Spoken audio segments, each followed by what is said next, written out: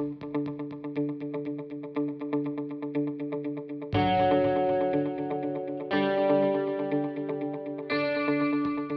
morning, everyone. This is Stefan Swanepoel. It is April the 17th. Good morning, Jack. How are you? Are you there? I'm doing great. It's good to see you, Stefan. Fantastic. I believe you had a busy week this week. How many webinars have you done? So I've been on 6 this week. So it has been a busy week. There's been a lot of audience this week. Holy smokes. And this is my 4th one. So that means between the two of us, we've done about 10 webinars complimentary for the industry this week. That's a lot of people. Yes, it is. Yes, it is. I think on my side, of live people that showed up and were there, it's right around 1,000 people this week. So it's pretty good. It's pretty good. And Robert is still on his way from another call, which he's on to join us. He hasn't quite joined us yet, so we won't welcome him until we hear a word that he's on the call. So what did you hear this week from the people you spoke to? You know, I think that the realtor community and the brokers have made a lot of adjustments to their business over the last 3 or 4 weeks as they've been, homebound and had to figure out new ways to operate. So a lot of what we talked about and just talking to other leaders this week and that they're seeing is that, our broker communities made a ton of adjustments and kind of 2 things. They've gone and they've renegotiated leases and expenses and done a lot of things to batten down the hatches and make sure they have cash to survive however long period of time we're going to have a slower market. And then on the flip side, both broker community and associations and MLS leaders very focused on supporting the agents right now. And so there's a lot of outreach. There's a lot of new ways of doing outreach. So a lot of people are talking about moving all of their sales meetings and support online, doing more Zoom calls, doing more training, doing more personal outreach, one-on-one outreach to people, and just making sure that that people were okay and healthy, and that where they can support them doing business, that they do that. So that's a lot of that conversation this week was coming from kind of those 2 angles of, making sure that business operations are still able to continue, and also supporting the agents that are locked up right now. A lot of them can't do transactions, or it's gotten very slow. You and I both spoke to different groups, and I spoke to a brokerage company and an MLS and an association, and the association was actually Houston. And it is surprising how the message almost consistently, wherever they are in the country, whether they're an association or MLS or a brokerage company, as you correctly said, the people are stepping up. I really feel that the industry leaders, the Bob Hales, the Art Carters, the Rebecca Jensens, the Ryan Schneiders, the Ryan Gormans, the Adam Conteses, every time you speak to those people or you touch them, you get the feeling that they are really sincerely committed to try and help whoever their constituents are, whether it's brokers, agents, or members, or MLS, it doesn't matter. But they're all trying to do as much as they possibly can. I'm actually not surprised, but I'm delighted to see the level of commitment that I think the leaders have. Bob Hale from Houston was interesting, and you're in Texas. Maybe you can give me feedback on that. I'm not in Texas. He said they feel like they have a double whammy because they've also got the drop in the oil price. Yeah. And he said they're feeling the pinch from 2 sides, and now they're not even sure which one's going to be worse and which one's going to last the longest. Yeah, the drop in oil price has really there's a whole industry. That's a big industry in Texas. And if you are doing business in the Permian Basin or part of the oil refinery industry in Houston, that's a huge impact for sure. And it is a double whammy. And I think my opinion, I think the oil one's may outlive the coronavirus one, because it's going to take a while for consumption to go to the level where it was before, and for demand to be at the level it was before. That's just going to take time. So, but yeah, I think he's right to have his eye on that particular ball being where he is. An interesting observation I had is looking at all of the big companies or the well-known companies that actually announced in the last week that they were laying off staff. And it wasn't the laying off staff that I was surprised about. I think that's, as much as that's sad and that hurts and one tries to not do that, the leaders which felt that they had to do that, of course, felt that there were compelling reasons to do that. So it was not about the layoff that I want to talk about, but what I wanted to share with you is it was almost everybody across the board, right? It wasn't just traditional model or like, Reffkin, maybe the salary model. Compass laid some people off, but so did EXP, which is a virtual model. So did Open Door, which is an iBuyer model. So was Realogy, which is a traditional model. So it would seem that it's not brand specific, right? It's not company or business model specific. It's almost any company that was affected felt it was necessary to let go. The numbers I saw, Jack, it seemed to be somewhere between 15 to maybe 25% of their employee count. Obviously not the agent count, but the employee count. What were your observations? Yeah, so most brokers had a really great February. Some of them might have been the best month they'd had in years. We had on several webinars I was on, that comment came up a couple of times that in their market, that was one of the strongest months they'd had maybe since 2015. So very strong. And I think if you were coming off of a very strong market and you had done a lot of transactions, and some of those went over into March before this thing really hit. I mean, you had a lot of staff. You were rolling pretty large. You had a lot of people going, and you needed that staff to handle that amount of business and the number of agents doing transactions or taking listings.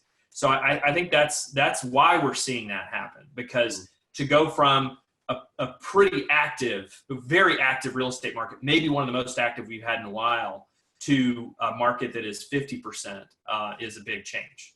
Hey, how's it going? Hey, Rob. Good morning, sir. How are you? I'm doing really well. Yeah. Excellent. We were aware that you were going to be a few minutes late. Your assistant reached out to us and said that you were caught up in another important meeting. So we understand. We were just talking about the fact that between Jack and myself, we've done about 10 calls this week, webinars to everybody. So I'm guessing that you've been on a number of calls as well. Absolutely. I just want to ask, is that a real background? I mean, that is gorgeous. Yeah, this is real. Where are you? I am in the wrong place. Yeah, I'm not talking about you, Jack. Wow, is that a palm tree? Yeah, that's not it. Yeah, his is not a digital background, and neither is mine. Wow, even the shirt makes me happy. Thank you, Rob. That's very kind of you. Yes, I am very blessed. I have a second home, a vacation home, which happens to be in my favorite spot, Hawaii, which I like very much. And we come here, I don't know, 3 or 4 or 5 times a year when we get an opportunity to break away from the hustle and bustle. And we actually had scheduled to come across in February. And we were only scheduled to come for 2 weeks. And we were here when, of course, the virus got worse and worse and worse. And we were looking at this and said, should we go back to the craziness of California or should we just stay here? So we opted to stay here. Yeah. Well, I think you made a good choice. Well, you live in San Diego, right? Orange County, just north of San Diego. Orange County. But you're in the heart of it, aren't you? You're right. Yeah. You're in New York. You're in Corona headquarters. Yeah. But look, things are getting better. Look, I'm positive. I think that we're seeing peaks in all the major hotspots. And so the conversation is going to be less about how much worse are things going to get and more about what's life going to be like when we are no longer shelter in place. And so I'm feeling positive. I went and looked at a bunch of your videos and some of the tweets which you sent out to some of your staff and team members, which they've been so kind to share with me. And your messages have been very positive. I was saying to Jack that I wouldn't say I'm surprised, because I'm not surprised. I'm delighted. I'm thrilled that leaders like you and even Ryan Schneider, which has a big, hard company to manage and a complex company, and Adam Contis. But when you talk to the leaders in our industry, I get the feeling have really stepped up. What's your sense? Yeah, no, absolutely. I think across the board, the leaders have been more collaborative. They've been helping each other. We, for example, we have a very strong legal team that did a lot of work on how to apply for the CARES Act funds, and we shared that with the heads of hundreds of different brokerage firms. And we've seen a lot of interaction like that. I think NAR has been very, very helpful. And so I think everyone's stepping up, everyone's working hard, everyone's trying to stay positive. But I think our industry is naturally positive because we're entrepreneurs, right? Yes, and salespeople. Yeah. We were just saying, Jack and I, just before you came on board, we were talking about some of the companies that had laid off staff. And it was interesting for us, not the fact that they laid off staff, that was to be expected. That's good leadership, right?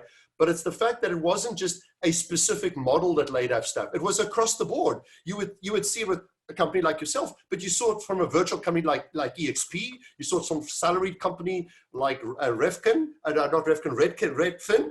You saw it from Realogy, which was a more traditional model. So you saw the actions being taken across the board. It wasn't that it was, oh, it's only the guys in New York, or it's only the salaried model, it's only the traditional model. It was almost universal, right? Yeah, I found that interesting as well. One of the heads of one of the top 5 brokerages in the country said after 2008, what he learned is if you're not overreacting, you're underreacting. I thought that was an interesting sentiment. And he actually said he promised after 2008 that he would share that with as many people as possible if a big downturn ever happened again. Yeah. Jack, what was the observation we were just talking when Robert came on board, when you said it's because of the market? I mean, I don't know what you saw in your market, Robert, but we talked to a lot of brokers this week, and the ones we talked to were coming off of a great February, and many of them had a reasonable March because they had transactions that they had already lined up and that just needed to get through closing. So February and March were very strong. And so I think that because of that, many brokers had a lot of staff. They had a lot of people engaged to service and support their agents. And so that's why the necessity of downscaling quickly in order to preserve cash and make sure that it went through. Is that what you guys were seeing in New York? How was the market there right before this? Yeah, so March was our second highest revenue month ever, right? Wow. And, Wow. Yeah. So it's consistent with what we've heard, where the market was really cooking right going into this. Yeah, absolutely. I saw in one of your posts, Robert, you said that you felt that increasingly a number of your agents were moving more and more online, and they were doing more and more transactions online, and that you really felt that the online activity they were stepping up to that as well. Yeah, look, my belief is that this current environment is just going to accelerate the natural trends that exist in the world already. Netflix versus movie theaters, Amazon versus shopping, Peloton versus gyms, Zoom video conference versus flying to meet in person for a 30-minute interview. And if you look at it, all these companies I mentioned, Zoom, Peloton, Netflix, Amazon, their share prices are at all-time highs. The NASDAQ is trading where it was in December. Right? So that was a trend anyway. The NASDAQ is a technology index. Technology companies are going to continue to be a part of our future. And I think in the same way, individuals that are using technology are going to continue to grow faster than ones that don't. And when you look at real estate, I think there are 2 ways to look at this. One is, oh, things are bad and all the negative stuff. The other one, and then go on. But the other stuff is, hey, we know in downturns, the best agents always gain market share. You've been around, you know that. Another positive way is, Wayne Gretzky's quote, I skate to where the puck's going to be. Right now, every agent has the opportunity to see where's the puck going to be in a year, 2, 3, or 4 years. Of what agents are doing now to advise their clients and to support their clients, the majority of that will exist in our future. And so instead of being scared by it, I would lean into it. I absolutely concur with that. It's a very similar comment to which I did on Houston. Bob Hales, he had a podcast, I think it was yesterday or the day before yesterday, which I did. And I love the way you put it because it's almost the same kind of thinking. That the trend is being accelerated as a result of COVID. He was asking a question. He said, well, do you think that people will now use DocuSign? I said, well, they were using DocuSign before. Yeah. So COVID isn't creating DocuSign. COVID isn't creating virtual tours. COVID isn't creating technology or Zoom. It's accelerating the growth and the process of that. Yeah. Jack, how do you feel? Well, I talked to a number of the technology companies over this past week, in both some one-on-one sessions and some group sessions, just to find out what they were seeing. Because we've talked to brokers and we've talked to MLSs and associations. And, many of those tech companies entering this that service this industry were concerned about, cancellations and losing a lot of clients and things like that.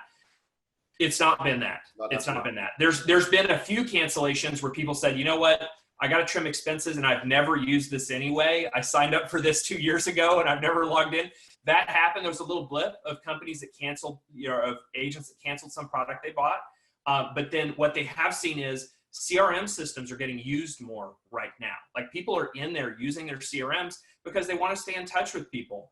Things that allow them to be online, like social media tools, video marketing tools, things like that that let you stay in front of your people are seeing higher usage than they do normally.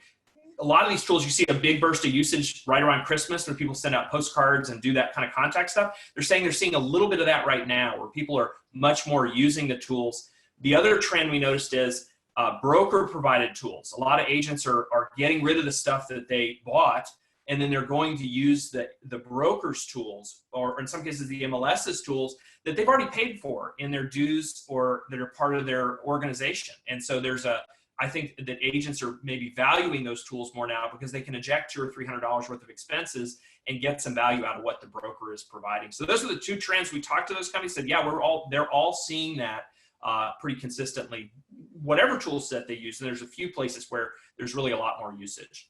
Yeah, look, I'd love to share with you, if you're interested, I'm happy to share with you exactly what we're seeing along those lines. You see this chart right here? Yep. We're looking at it. This is, our CRM had 25,000 interactions a day before the crisis, on average, 24 to 25,000. Right now, it's 75,000. Three times as much. 3 times. Like that's the data. 3 times as much. And so, I'm seeing exactly what you're seeing. And I'm encouraging every agent. Agents have always been too busy to learn the tools. This is a time where we're all going to be at home for 2 to 3 months. It would be a shame if after the end of this 2 to 3 months, you didn't build your CRM, like you didn't group and organize your contacts. That would just be a shame. Yeah. So it's a great time to do it. The other thing we've seen too is the connection that realtors are coming up with to communities that are novel, that are different. Similar to how a lot of the musicians have had to move online. Like you can't, as a musician, you can't go down and conduct a live show anymore. So like I'm in Austin, Texas. We have a huge music industry here. I opened up the weekend guide that comes with the Friday paper this morning. All of the listings are for online, Facebook, Zoom. They're playing music just like it's a normal Friday, Saturday night. They've just moved it all online. And I think that's a lesson that our industry can learn, but we're already seeing some really savvy agents and brokers. They're saying, hey, we're going to host, a cocktail party or happy hour or some kind of event online. And I've done this myself with my own friend group, the people that I'm connected to here in Austin. I scheduled an hour-long happy hour. People stayed for 4 hours. They're desperate for connection right now. They want to be part of something. And so people will show up for that. And I think that's another lesson to take away is our realtors they're connectors, they're social people, and they can move that online and be effective doing that and stay in front of everybody.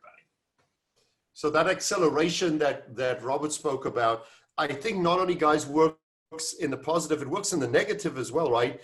Don't blame COVID for something when there was that blip which you referred to.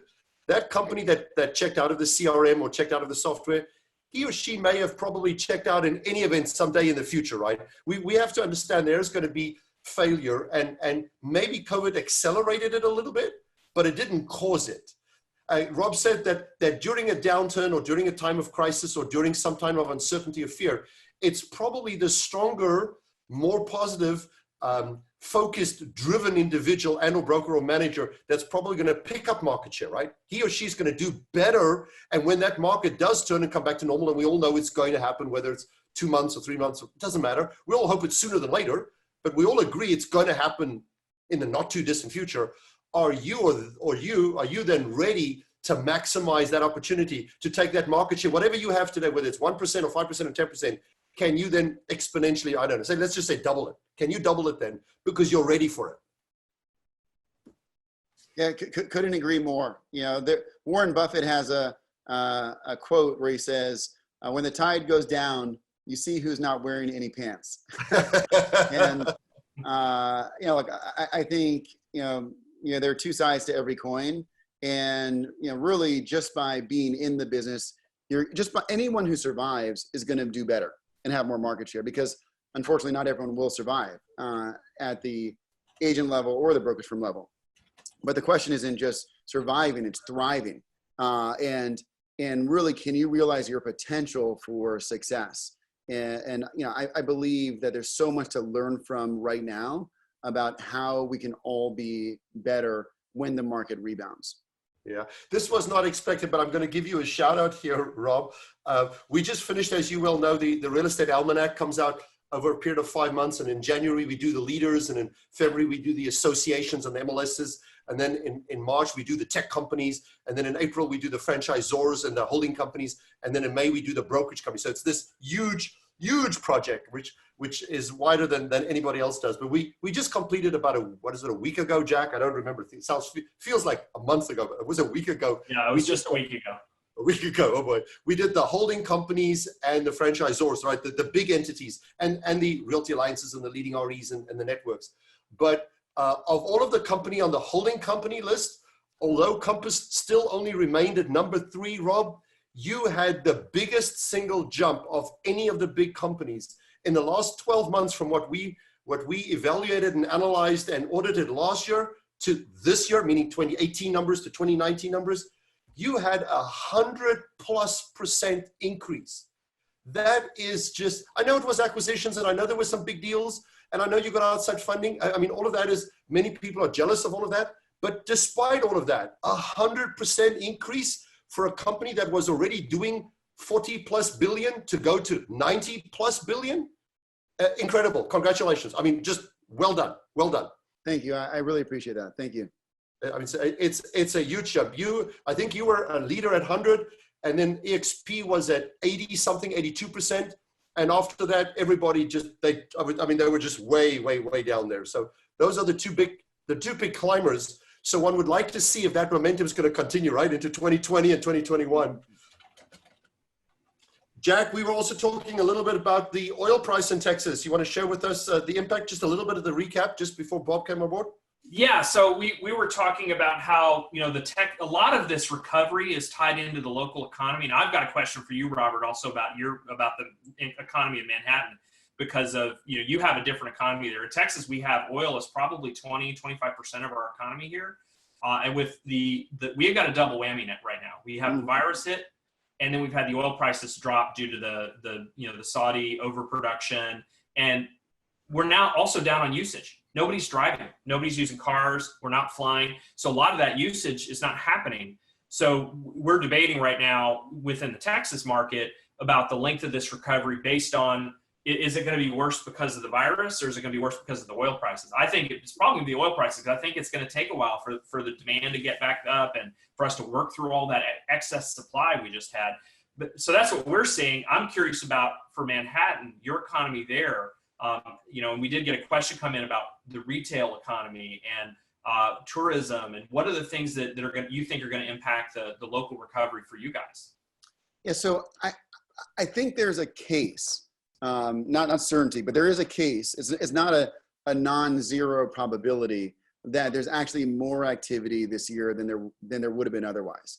And here's why. Let's take New York. I mean, it's almost like by definition, the worse it is, the more it incentivizes moving. Right? And so let's take New York City. Right now, you have a lot of people who are stuck in 1,000 and 2,000 square foot apartments that are evaluating, is this the life that I want? Maybe I want to go to Connecticut, Westchester, New Jersey.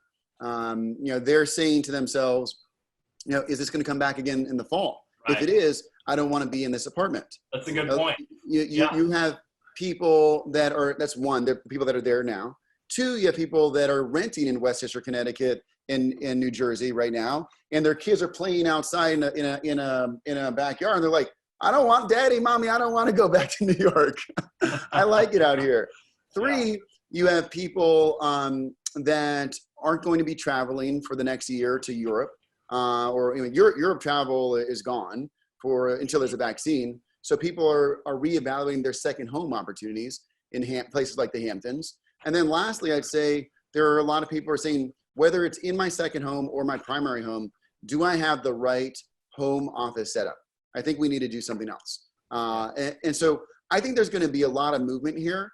Look, I want things to get better quickly, but I do see, there's a good friend of mine, another example, who he moved to Ohio, and he's not going to come back to New York until the winter, because he doesn't want to bring his kids back to the school district, even if it is in the fall. Yeah. He wants to wait longer. So he's going to be in Ohio for the fall and then come back. And he's thinking about selling his home in the interim period. And he might be coming back in the winter, and then COVID-20 comes around and he might decide not to come. That's so funny. Look, there's one thing, a nice positive sentiment is our industry has a free $1 trillion marketing campaign saying homes matter. Homes are important. Yeah. Think about your home. Talk to your real estate agent about your home. Talk to your real estate agents about your needs. Search, evaluate. Right? This is a marketing campaign for the importance of our industry that we've never seen before. And we can truly now talk about BC and AC, right? I mean, before Corona and after Corona. Yeah. A big difference.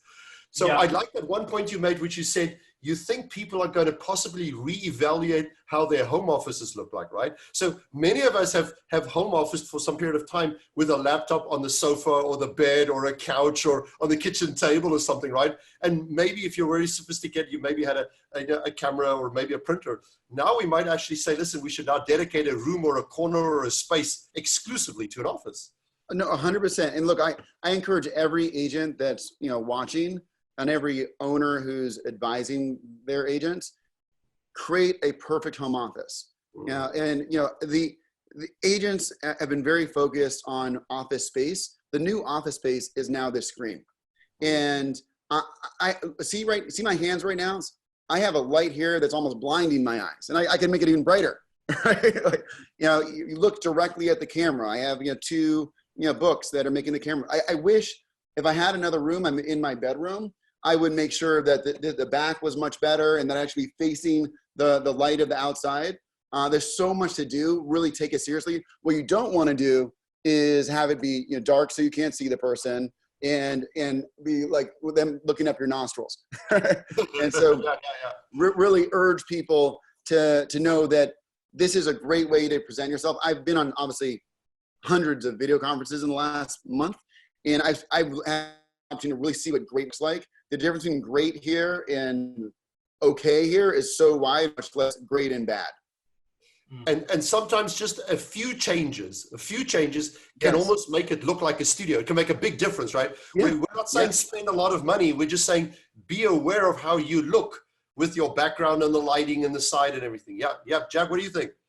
Yeah, I mean, I actually consulted with a friend of mine who's a photographer because this office was dark and dingy before. It just did not look good on camera. So what you don't see is I've got up lights pointed at the ceiling to get this indirect lighting. So I'm on board with everything Robert just said. You need to you find a few little tweaks and changes you can make to improve that home office situation, and also knowing that you're going to be on camera as much as we are now. I love that people are getting comfortable on camera though, because it's so much better than a conference call. It's so much better than trying to get things done the way we were before, where people were shy about turning on their cameras. I think they're now more comfortable with it. Yeah. And it makes, I'm hoping it does lead to some persistent changes that allow us. I'm meeting with people that I wouldn't have met with before that, because it was either going to involve a flight or a lot of coordination, but they're open to it now. And I think now you say, let's do a Zoom call. It's valued differently. It's a different thing. Think about how much time could be saved from our agents, the 2 million agents in the country, if more often than not, they can do the listing presentation, on a Zoom conference. Now, look, there are a lot of reasons not to do that, because you'd rather have the personal relationship, you'd rather see the home, but there is a lot of time that could be saved from our industry if we properly use the video conference system. Absolutely. For sure. About 2 or 3 weeks before the stay-at-home order came down, I still had to do a talk in the East Coast, and at that point in time, I was in the West Coast at my home there, and I had to fly all the way to the East Coast. Of course, hub through a hub. It took about 7 hours to do a 35-minute talk live on stage. Now, I know they wanted me on stage. There was a group of people. It was worthwhile. But I did the talk, finished the talk, went back to the airport, and took another 8-hour flight to get back. So you wiped out a day and a half, right, for 35 minutes on stage. It was painful. Jack, what do you think is going to stick after everything is said and done? If we get back to normal, firstly, when do you think we're going to be back to normal? Let's say, when do you think we're going to start going back to normal? What would you say? 30, 60, 90, 120 days? What's your feeling, Jack? You want me to get up my crystal ball? Yeah. So no, I mean, I think I'll say this. I've talked about this a little bit. People still need to buy and sell. People still have real estate needs. This is a core essential industry. It doesn't go away because of this. And if you look at all the recessions that have been prior to this one, there's only one recession that was really housing led, and that was the big one in 2008. I mean, that was a housing led recession. All the other recessions were, and housing typically led out of the recession. It became part of the recovery, right? And I think this one is in that case. You're going to see time frames shift. People still want to buy and sell, and they still want to change their situation. And maybe, like Robert said, maybe they want to change it more now. Maybe there's actually, I can buy into some of that case, especially if you're talking about major metro areas. So what we're seeing though is, depending on income and employment, housing is very related to employment. People don't buy and sell houses when they're unemployed, right? You make those changes when you have employment. Depending on their employment situation is going to tell you how far back they're going to shift their housing related decisions. So if they're at the entry tier, and a lot of the bartenders, wait staff, people that are buying their first home, and that's their situation, they've been pushed back until they are reemployed, and now they've been reemployed for long enough to be back in the market. So that could be 4 quarters, that could be 6 quarters, depending on their individual situation. People that have stayed employed, maybe even at a reduced salary during this period, the mid-market, they're going to be able to act sooner. So they may be pushed back 2 quarters, 3 quarters. And people that are well off, high net worth, or in jobs that haven't really been impacted, they're working in software and there's money being made there.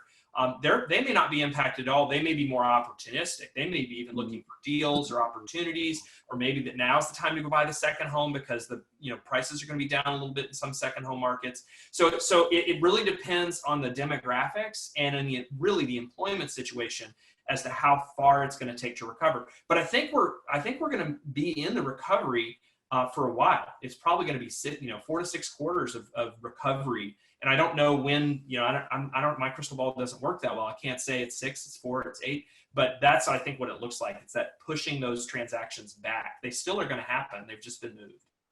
Your feeling, Rob? How do you feel?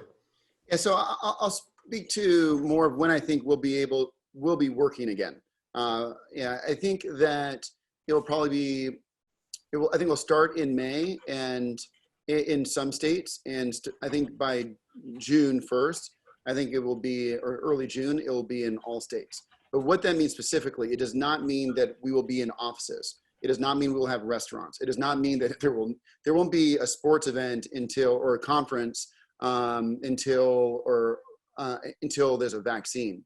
But what it does mean is businesses that are sub 10 people, one-on-one activity like real estate, I think will be allowed. And what's most important as that happens is that the governors and local governments put in strong restrictions on guidelines. And so this is what I mean specifically.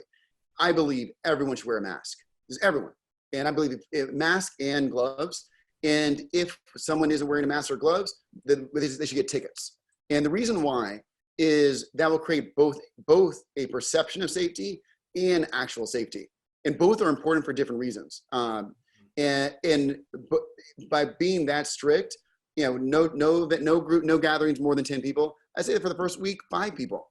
No more than 5 people in a store. When you're in a room, it will say the fire department. Yes.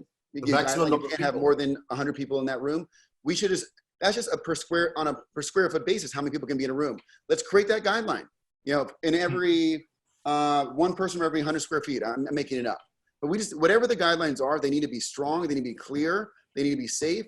They need to make sure that we are both healthy, but also we have a perception of safety that can allow the economy to start coming back. The fact that you just referenced that number, I don't know if it's in your area. Maybe it is. I'm just using Hawaii where I am. The Home Depot, the Costco, the Walmart, the big stores actually have a 50 people maximum to go in at any given time. And they form a line outside, and there's actually a guy with a counter. And he Good. actually clicks. And when you go in with your mask and your gloves, he counts you as number 1, 2, 3, up to 50. And when he's at 50, he stops the rest of the crowd. And you can only go in when number 1 or number 2 comes out of the store. That's at the moment in face. So very similar to that idea you just suggested. Yeah. Jack, you mentioned those groups just now. I'm going to add that one group which Robert brought up, which I hadn't really thought about as clearly. I think your 3 groups are good, but let's add as a 4th group, those people who deliberately would like to change their lifestyle or their location because of their experiences or fear of experience resulting from COVID, right? Like the Ohio example you said. People might live today in a place and they might say, if COVID-19 becomes maybe COVID-20 or 21, I don't want to be caught in the same position again. So I'm not going to wait 6 quarters to take a decision. I'm going to actually take a decision sooner rather than later. As soon as I'm able to do so, I'm going to make a move because I don't want to be stuck in as Rob said, 1,000-foot apartment, maybe on the 20th floor. So that might be another group. We don't know how big that group is, but I think that's a real group. I think it's a group of people. Yeah, there's people who just, they're situationally, they're going to move. They're going to work as hard as they can to move no matter what. And that's I think that's a good descriptor. We don't know how big that group is. We're going to find out. Rob, so let's wrap this call up and say takeaways. Anything that you and then Jack can do it and then I'll do it.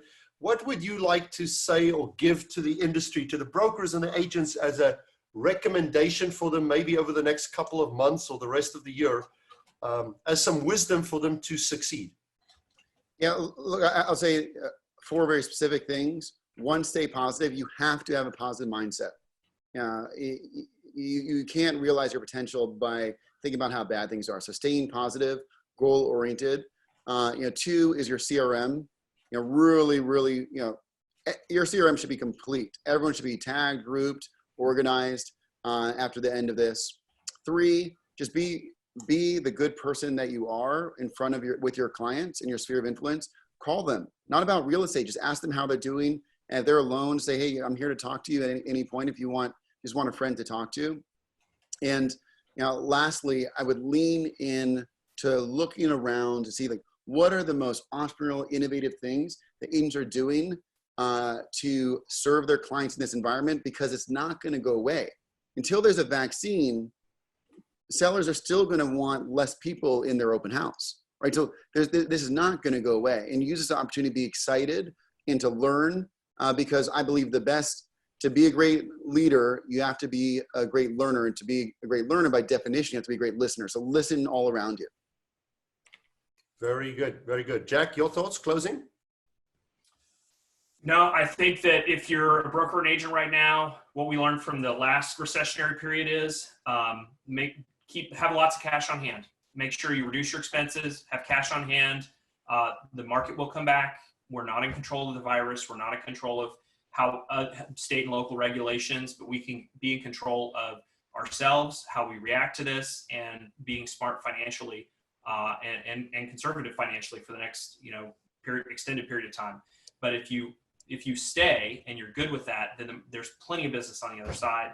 I believe all the optimism Robert has had to offer has been very valuable and accurate. But yeah, stay lean, stay smart, and you'll be in good position to be here when the market does come back.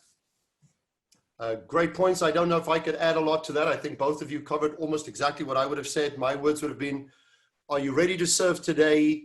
Are you ready to survive the next 30, 60, 90 days, whatever it takes? So that's the cash on hand and the lean part that Jack referred to. And then to pick up the point that Robert referred to, are you ready to maximize the opportunities that will come your way when this all turns? So from all 3 of us today, this was just a casual chat. We did not want to do an interview. This is just our Friday Fireside. It's a little bit longer today because we had Robert on board here. Robert, I know you had another call as well. Thank you very much for your time, guys. This was Robert Reffkin from Compass, CEO, Thank you, Jack. founder. Thank you, Stefan. Thank you very much for having you, compass.com. And then Jack Miller on my side, t360.com, to both of you. Hope your families are safe. Hope your management is safe, and hope all of your agents and clients are safe. Everybody have a great weekend. Take care, everybody. Bye-bye. Take care. Bye. Bye. Thanks, Rob. Thanks, Jack. Thanks.